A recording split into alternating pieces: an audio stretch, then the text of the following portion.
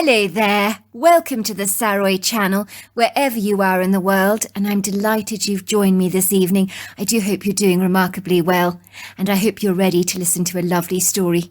This is part 2 of our story, so if you haven't heard part 1, go back to the beginning, because you don't want to miss out on the whole story.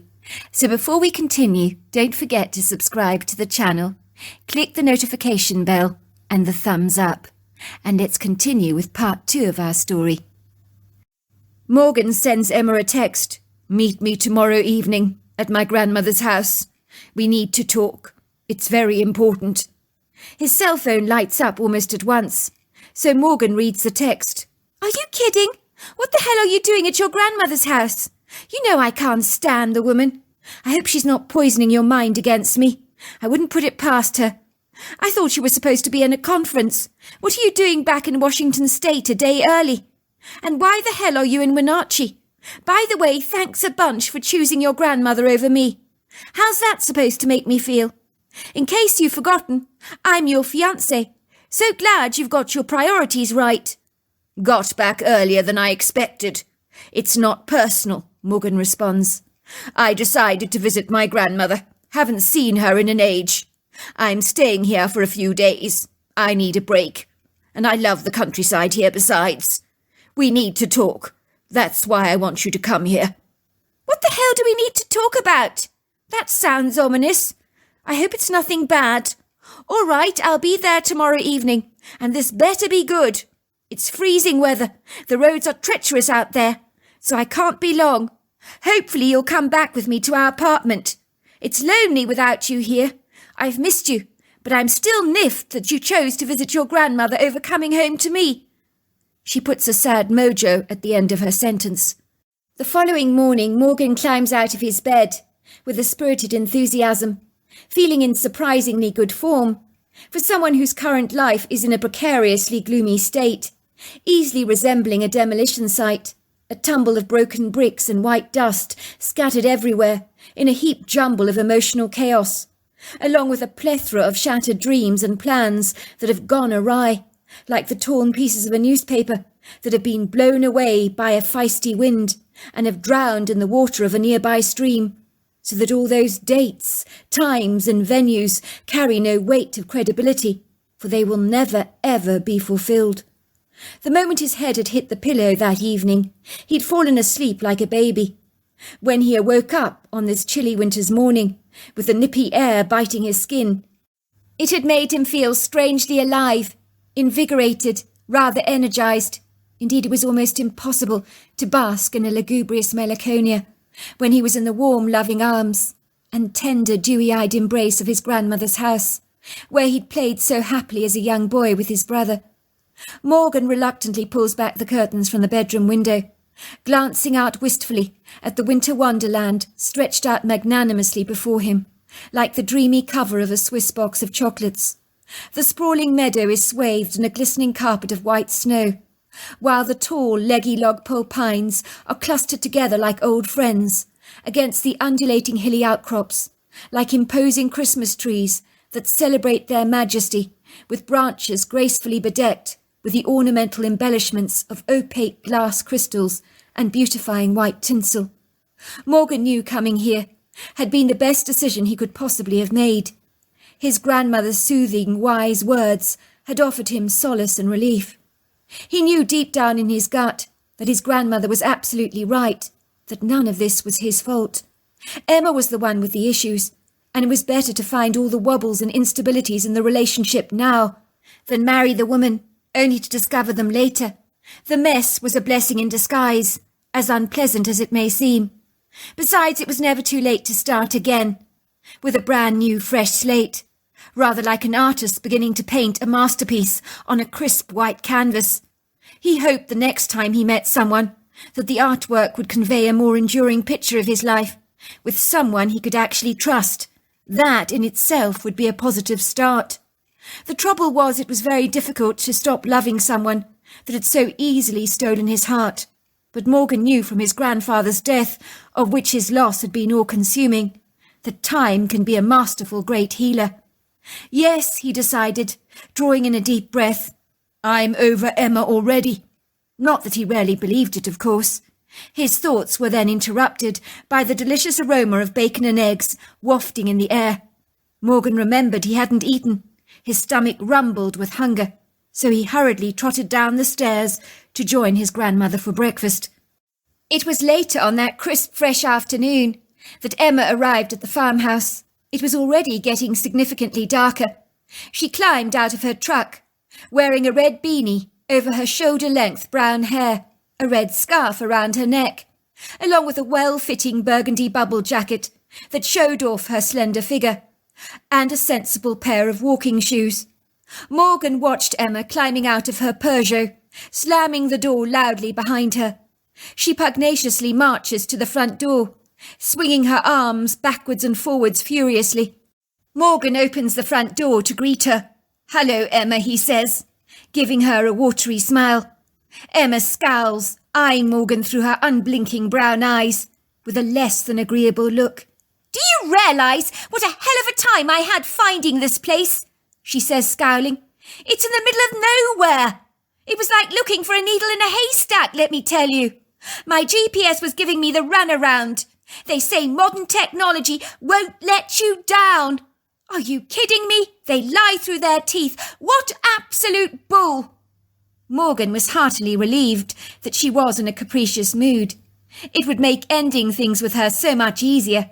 And then he had the excuse not to hug her or hold her hand, as when she was like this, she never wanted to be touched. "I'm very sorry you had a rough journey here, Emma, but it's good to see you." "I'm upset with you, Morgan. Really, really upset.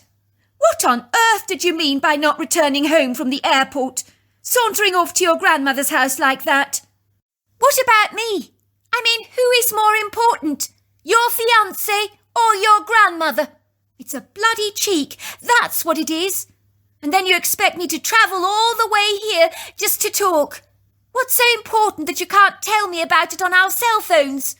Or are you secretly trying to get me and your grandmother to become bosom buddies? I know that that's what this is about. I'll tell you something for nothing, Morgan. That ain't going to happen.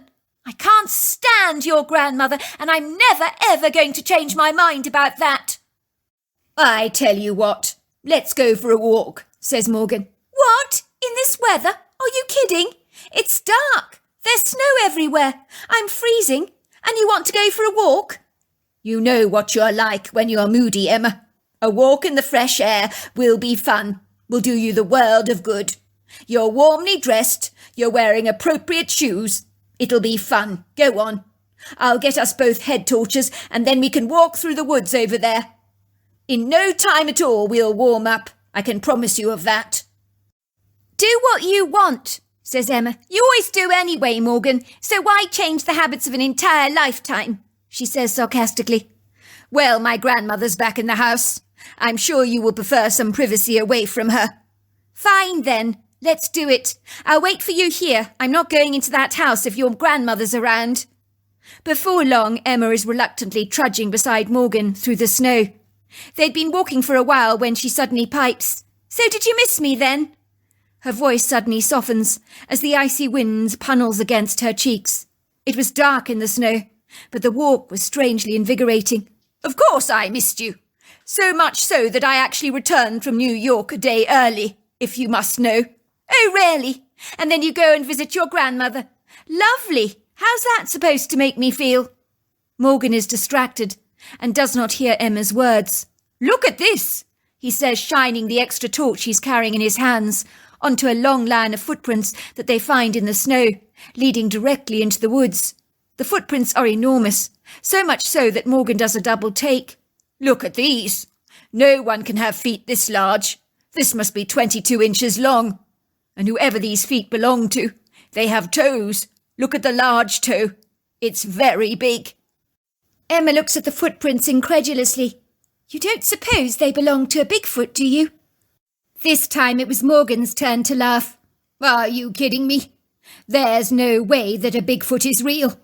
There has to be a rational explanation for these footprints." "Oh, really? Think about it, Morgan. No one lives close to you. If this were a hoax, it's a pretty lousy place to perform one. In the morning there'll be a new layer of snow here. It'll be ridiculous. Not many people live around here. I mean, who would even notice the footprints, which means these footprints have to be legit. The real deal. Well, there's got to be an explanation for this. It could possibly be a bear. But Morgan, wake up. Bears don't have toes, do they? Let's follow the footprints, see where they lead, says Emma, her voice suddenly unable to conceal its excitement. Morgan decides to humour her. He knows he's not going to see anything. As I was saying, Emma, we need to talk. Please be quiet, says Emma. You can't start talking now. If there's anyone in this wood grove, we don't want to alert them to our presence. Do you have any idea how many people search for Bigfoots and never ever find them? This could be our quintessential opportunity to have an encounter all of our own. Do you realise what a big deal this is? Now don't you dare spoil it for us by making a noise. Morgan and Emma creep surreptitiously through the wood grove, although try as they might to keep their presence hushed and devoid of any sound. It is exceedingly difficult, as the snow pressing beneath their anchored rubber soles seems determined to make that annoying crunching, scraping and grating sound, which would easily alert a Bigfoot to their presence. The tall logpole pines, like unflinching giant bell towers, needle their way up into the velvety sky with a pompous, unabashful quietude. Morgan and Emma eagerly, with a cloak and dagger, furtive stealth that might even impress a cunning fox, covertly trail the large footprints through the pathways between the trees. It feels oddly exciting being in hot pursuit of an idiosyncratic cryptid creature that may or may not exist. And for Morgan, this game in the woodgrove is like an echo from the past, reminding him of childhood games he'd played with his brother in this woodland sanctuary, times when they'd almost felt certain that they weren't alone, and that something or someone was watching them. The dark shadows of the evening clandestinely conceal them, as they use the veil of this darkness as a useful camouflage. They literally almost tiptoe from one tree to the next. Although try as they might, their irritating shoes seem to still smash the ground with that annoying scrunching sound. Why is it so hard to be quiet? And that is when they see it. There is a dark, shadowy, ambiguous penumbra, with its Herculean-sized muscular back, covered in dark hair, turned away from them. You could be forgiven for thinking this was a black bear, standing up on its hind legs, but this is no bear. The gait of the body is distinctly human, and at 9 foot tall and 4 foot wide across the shoulder area, this Bigfoot exponentially well exceeds the size of an ordinary black bear. It appears to be lifting up the heavy rocks from a rocky outcrop, peering under the stones, as if in search of food of some kind, a hibernating squirrel perhaps. Morgan perceives that lifting a weighty stone like this requires real brawn and brute strength.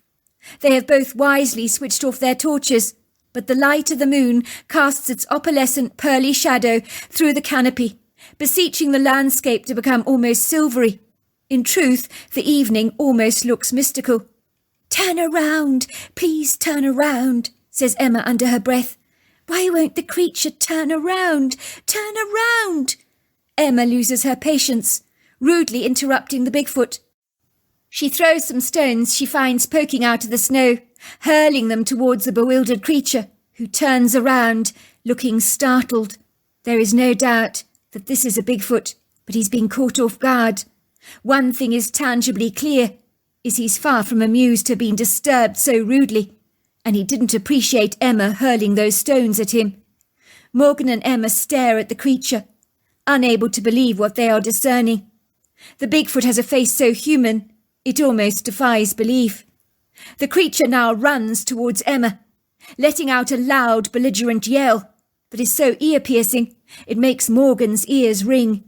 His heart begins to thunder violently in his chest. He is paralysed by a disabling fear, while the useless adrenaline surge in his bloodstream does nothing to help him bounce out of his catatonic state. "Run!" screams Emma. "Run! He's going to kill us! Run! Run!" Morgan tries to find his feet, with a great deal of difficulty, but it seems that the Bigfoot has overlooked him. He's running directly towards Emma. Morgan watches in abject horror. The Bigfoot has grabbed Emma by the collar of her windbreaker, lifting her up like a rag doll, so that her eyes are now level with his. He growls at her, pulling his lips back to expose his human-like teeth, in an intimidating display. Morgan is certain Emma is about to die, but he can only watch her meet her end, as his whole body seems disabled. He can't even move. He wants to help her, he really does, but he remains frozen to the spot, unable to be of any useful assistance to the woman he had once loved so much. What the hell was the matter with him? Why did his legs feel like they were weighed down by concrete blocks? Emma screams, "Help! Help! Morgan, help! He's going to kill me! He's going to kill me!" To Morgan's amazement, the Bigfoot then just puts her down gently on the ground, walking away swinging his arms and legs indignantly. He glances briefly over his shoulders, and then his eyes fleetingly linger over Morgan. Then he suddenly disappears into the woodgrove, and is gone. "Are you all right?" asks Morgan, finally managing to find his feet and running up to Emma, with concern dappling his face. "I am, no thanks to you," says Emma, lashing out at him, hitting him hard with her oscillating hands. She looks furiously angry with Morgan. "I notice you didn't help me when I was screaming out for help. You didn't do anything to protect me, Morgan. Thanks a bunch. That lot of good you are, when I'm in danger. Can't you see the creature was going to kill me?" "Emma, I'd like to point out, he didn't run after me. He ran directly after you. You were the one that provoked him. I tried to react quickly, but it was hard. I was literally frozen to the spot. But he didn't hurt you, did he? And I'm sorry, but if he had wanted to kill you, it wouldn't have been difficult for him to do so." Emma looked furious. "No, he didn't hurt me. But that's not the point, is it? He could have, and you didn't react fast enough to save me. You know, he looked me in my eyes, and he actually spoke to me." "Don't be ridiculous, Emma," laughs Morgan. "What did he say then?" Emma was quiet for a moment. "He said to me, 'Don't you ever do that to me again, young lady.'" "Well, I can't say I blame him," says Morgan. "You were throwing stones at him. He had a right to react like that. I'd be mad as hell if someone threw stones at me. You can do a great deal of damage that way." "Bloody hell! Whose side are you on? Mine or the Bigfoot's? I seem to keep needing to remind you that I am actually your fiancé." "I'm not on your side, Emma. Not anymore. As you are clearly not on mine." "What the hell are you talking about?" she says indignantly. "Of course I'm on your side. I've always been on your side." "I'm talking about the stranger you were entertaining in our bed last night. I arrived home at the apartment to find you having quite a cosy little party while I was away, with a male stranger." The blood drains from Emma's face.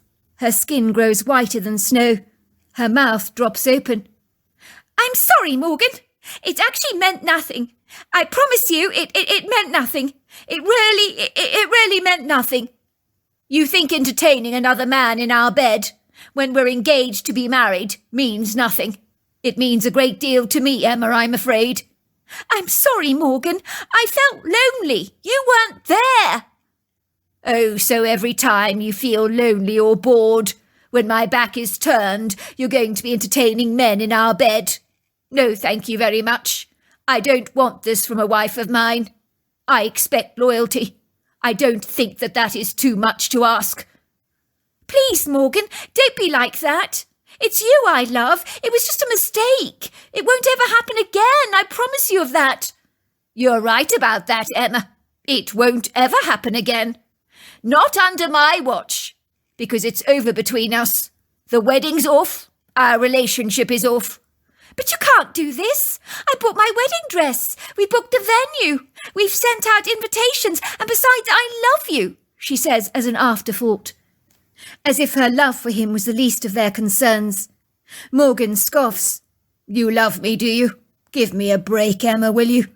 You probably never, ever loved me. I don't think you even know the meaning of the word love. And certainly if you loved me, you wouldn't have cheated on me like this. You would have held our relationship in much better regard. Instead, you treated it like the turd under your shoe. I don't need a relationship like that." Emma's eyes fill with tears. "Well, I'm going," she says, storming ahead of Morgan. "I don't need to listen to all of this. And you know what, Morgan? You're right. You're absolutely right. I don't love you. You're an absolute loser as far as I'm concerned. Good riddance to bad rubbish. Goodbye," she says, hurrying towards her vehicle, throwing open the door and driving off with the head torch still on her head. "Goodbye, Emma," says Morgan under his breath. "Have a nice life, because I sure as hell hope you don't treat the next man that you meet like you've treated me." "You've done it," says his grandmother, as Morgan enters the house, removing his coat and placing it on the hook in the hall. "Let's just say it's been rather an extraordinary evening, in more ways than one," says Morgan. "It never panned out quite as I had expected." "It didn't look like it ended well," says his grandmother. "I don't think a rocket taking off to the moon would have taken off as fast as Emma did back then. Still, you've nipped it in the bud, and that's what counts, doesn't it?" "Well, Granny, would you believe it? We actually encountered a Bigfoot. I'm afraid Emma threw stones at the creature. He wasn't best pleased with her. He ran after her. Gave her a bit of a scare, I'm afraid." "You encountered a Bigfoot," said his grandmother, looking nonplussed. "How absolutely extraordinary! Out there in the snow on my property. How marvellously wonderful! Why would Emma throw stones at a Bigfoot? That woman's not right in the head." "Well, I think she wanted to have a look at its face. Its back was turned to us, so she thought by throwing stones at him, he'd turn around and she'd see his face more clearly. Instead, she got the fright of her life as he ran after her. I was wondering if you could do a reading on Bigfoot with your tarot cards. I want to understand what they're all about. Find out a little about the one we encountered in the woodgrove." Before long, Betty is sitting at the kitchen table, shuffling her tarot cards very well. Let's see. They're very evolved spiritually, I can see that. Many of them are angelic, light workers, you could possibly say. They have telepathic and psychic abilities and can read minds. They're elusive and rather surprised if someone should observe them. They don't expect to be seen by us, and when they're caught off guard, they are rather surprised about that. They'll only show themselves to us when they choose to, on their terms, but they're very selective about who they'll show themselves to. They care about the advancement of humanity and about us human beings. They're always watching and observing us with a curious interest. Many of us have been watched over by them from a very young age. They're naturally protective and will help us when we're in trouble or in need of encouragement, especially if our hearts are broken. That is when you're most likely to encounter one. As I say, they can read your energy. They often see what's going on in our lives and can speak to us in our dreams, in our heads, or even directly. They want to help us to thrive. Sometimes they'll warn us when they reckon that we're in danger. They know all about the spirit world, I see, about life and death. They can see spirits that have passed on. They've been around longer than humanity. They can access portals into other dimensions. They're much more highly evolved than we are. Are there evil Bigfoots out there, Granny? Some people claim to have had horrendous encounters with the creatures. I don't see them as intrinsically evil, but they can be misunderstood by many of us, based on the intimidating way they actually look. And yes, they can deliberately scare us on purpose, make us believe they're evil or dangerous. If we do something to upset them, or our motives are not good, or we want to shoot at them or hurt them, they might become enraged. And as is the case with humans, you might get a belligerent Bigfoot. But evil, no, I don't see them as very evil. But they won't hesitate to kill a human being that they believe is intrinsically bad. For them it would be like casting out a bad apple that needs to be discarded.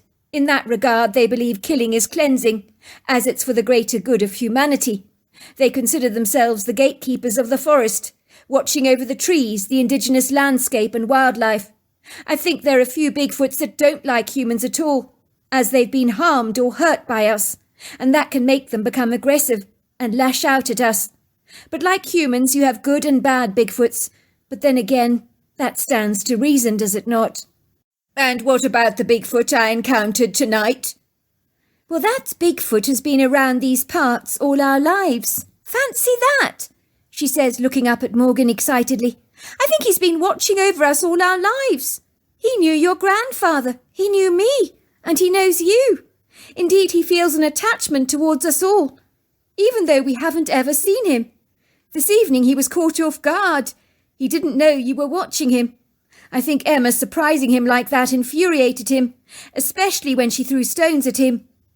You know, Gran, when I was playing in those woods as a young boy, I always sensed we were being watched by something. Well, there you are then.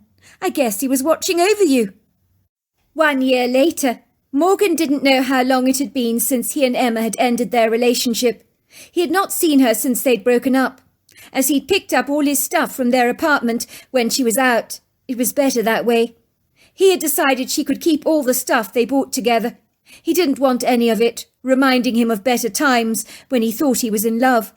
The wedding had been cancelled, and far from feeling the brokenness Morgan thought would have consumed him, he felt a relief, rather like a plane you narrowly miss boarding, that suddenly crashes over the Atlantic, killing everybody on board.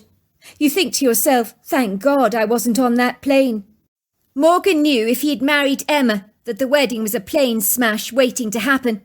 In hindsight, he was able to look back and reflect over their relationship, concluding that his fiancée had never been as committed as he had first perceived she was.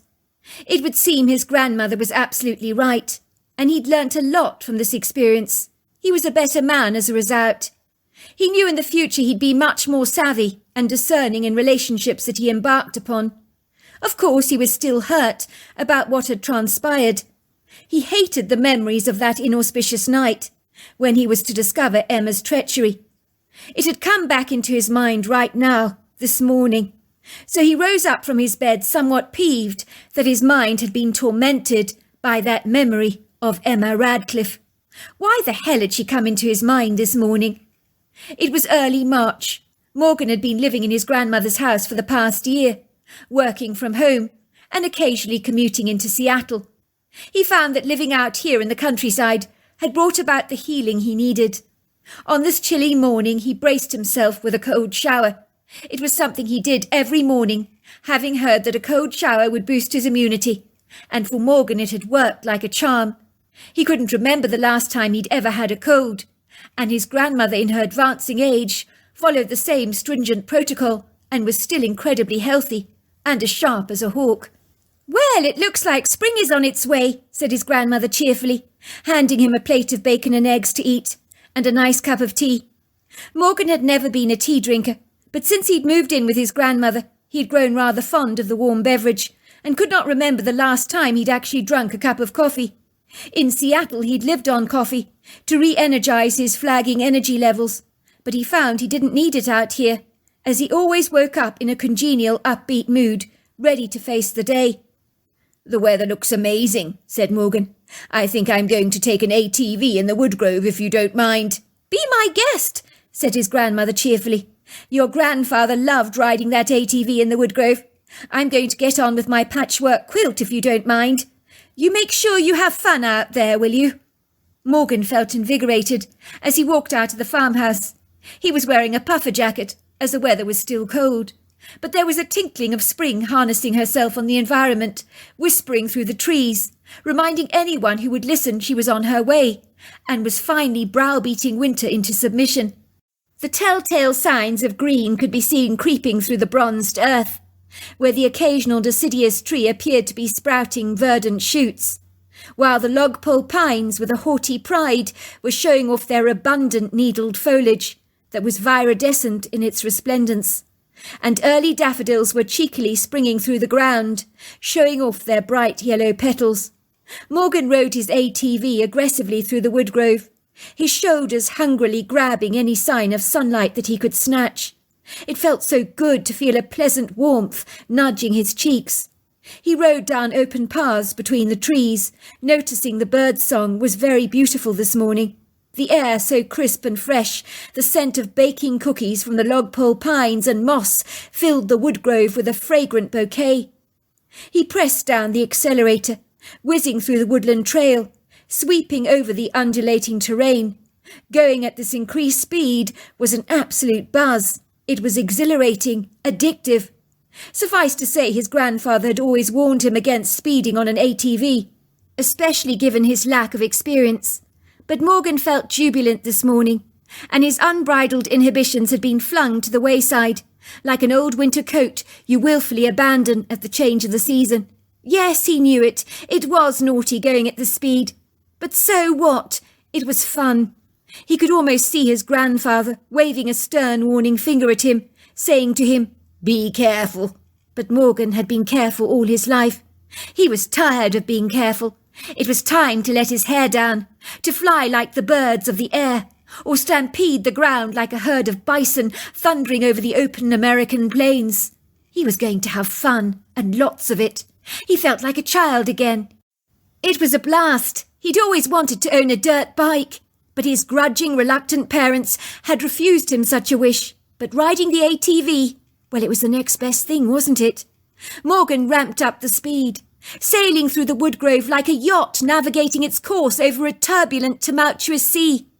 He did not subdue his accelerator as his ATV began rolling down a dipped incline, and before he knew it, both the ATV and Morgan rolled down the embankment.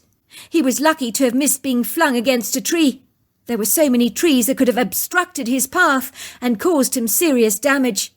Morgan was lying on the earthen ground. His body was pressing against a large prickly fern that was tickling his skin. His lower leg was pinned under the weight of his ATV. The pain was excruciating, and Morgan was cursing himself for being so incredibly stupid. He tried desperately to wiggle his leg out from underneath the fallen ATV, but the robust 500-pound vehicle was heavy and had firmly trapped him beneath its powerful hold. "Help!" he cried out. "Help! Is someone out there that can help me?" What was he thinking? No one would hear his pitiful calls. His grandmother was sewing a patchwork quilt back at the farmhouse. Nobody else was out here. Morgan stopped crying out. He could see his cell phone had broken free during his tumble and was lying 2 feet away from him, beyond his physical grasp, so calling for help was completely futile. He'll have to stay here indefinitely. He wasn't going anywhere in a hurry, not in this precarious predicament. Hopefully his grandmother would soon realize that something was wrong, when lunchtime came and went without his presence. That was when Morgan sees a dark silhouette running towards him, getting closer and closer. It's the tall male Bigfoot, the one he'd spotted looking for squirrels over a year ago, that Emma had callously thrown stones at. It runs towards him. The creature's human-like face is wearing an expression of grave concern. Morgan hears the words in his head. "Are you all right?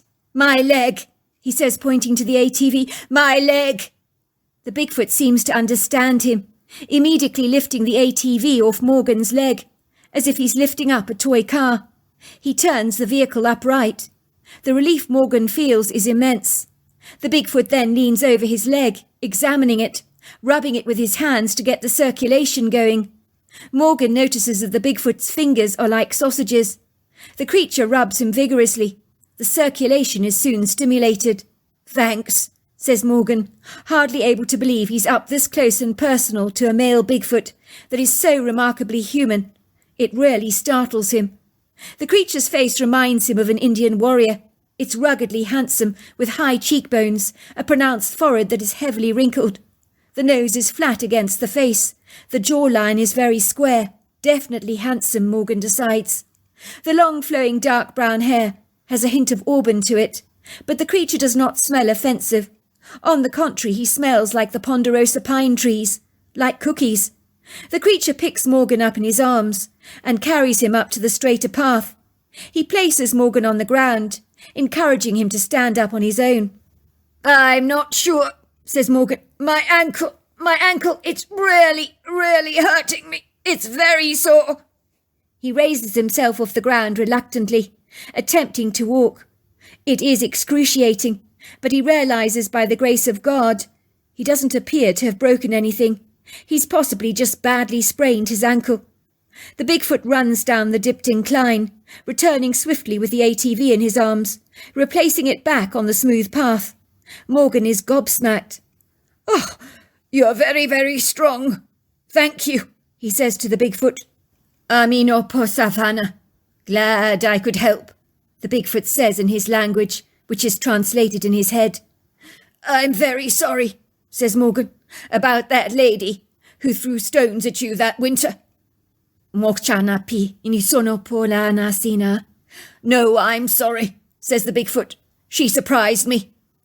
"Yes, but she shouldn't have thrown stones at you." "Imoto banasina son." "She was only curious."